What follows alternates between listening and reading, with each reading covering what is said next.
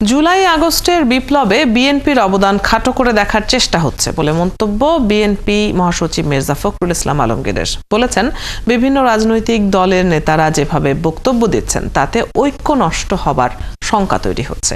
সকালে রাজধানীর গুলশানে বিএনপি চেয়ারপারসনের কার্যালয়ে এক সংবাদ সম্মেলনে এসব বলেন তিনি।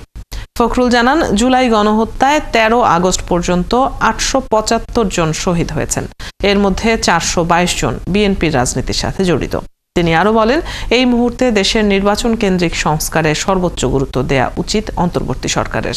কারণ দেশ স্বৈরাচার মুক্ত হলেও প্রশাসন এখনো ফ্যাসিবাদ মুক্ত নয়। সীমান্তের ওপারে বসে ষড়যন্ত্র অব্যাহত আছে।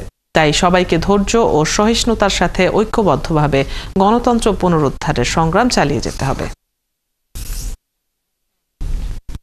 তারিখে বিএনপির সেই কারাগারগুলোতে স্লোগান উঠেছে যে আর সৈনিক এক হও।